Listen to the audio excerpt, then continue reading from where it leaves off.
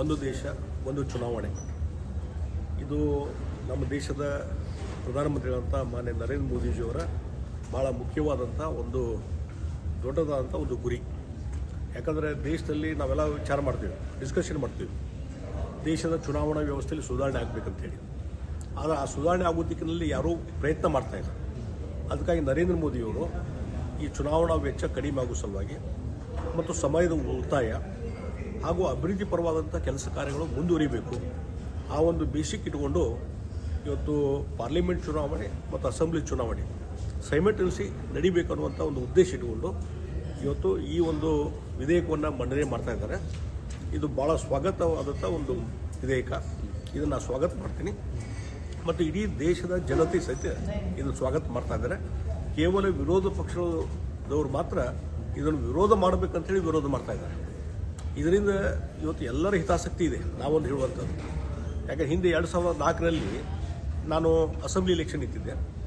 Parliament election assembly election simultaneous ಆಗಿದ್ದರಿಂದ ಚುನಾವಣಾ ವೆಚ್ಚವೂ ಕಡಿಮೆ ಆಯಿತು ಮತ್ತು ಲೋಕಸಭಾ ಎಲೆಕ್ಷನ್ನು ಸಹಿತ ಅದರ ಜೊತೆ ನಡೆದ್ರಿಂದ ಭಾಳ ಒಂದು ವಿಶೇಷವಾಗಿ ಸ್ಮೂತಾಗಿ ಎಲೆಕ್ಷನ್ ನಡೆದು ನಾನು ನೋಡಿದ್ದೀನಿ. ಆ ಹಿನ್ನೆಲೆಯಲ್ಲಿ ಇದು ಭಾಳ ಅವಶ್ಯಕತೆ. ಇವತ್ತಿನ ಚುನಾವಣಾ ವೆಚ್ಚ ಮತ್ತೊಂದು ಕಾಸ್ಟ್ಲಿಯೆಸ್ಟ್ ಎಲೆಕ್ಷನ್ ಇವೆಲ್ಲ ನೋಡಿದಾಗ ಈ ಸುಧಾರಣೆ ಮಾಡುವಂಥದ್ದು ಅವಶ್ಯಕತೆ ಇದೆ.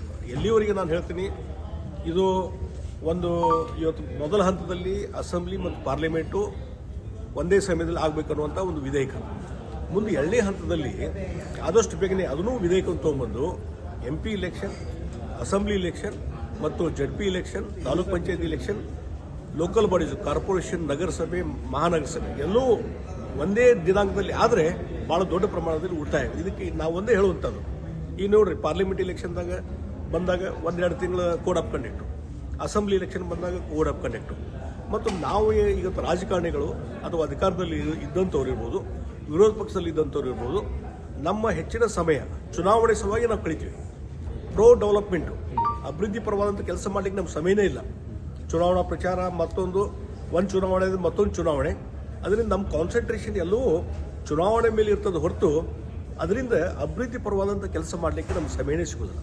ಆ ಹಿನ್ನೆಲೆಯಲ್ಲಿ ಈ ಕಾನ್ಸೆಪ್ಟ್ ಏನಿದೆಯಲ್ಲ, ಒನ್ ನೇಷನ್ ಒನ್ ಇಲೆಕ್ಷನ್ ಭಾಳ ಒಳ್ಳೆಯ ರೀತಿಯಂಥ ಪರಿಣಾಮ ಬೀರುವಂಥದ್ದು ಮತ್ತು ಅದರಿಂದ ದೇಶಕ್ಕೆ ಒಂದು ಶಕ್ತಿ ಕೊಡುವಂಥ ಕೆಲಸ ಈ ಚುನಾವಣೆ ಮುಖಾಂತರ ಆಗಲಿಕ್ಕೆ ಸಾಧ್ಯತೆ. ಅದನ್ನು ಎಲ್ಲರೂ ಸ್ವಾಗತ ಮಾಡಬೇಕು ಅನ್ನೋಂಥ ವಿನಂತಿಯನ್ನು ಮಾಡ್ತೀನಿ. ಸರ್, ಈಗ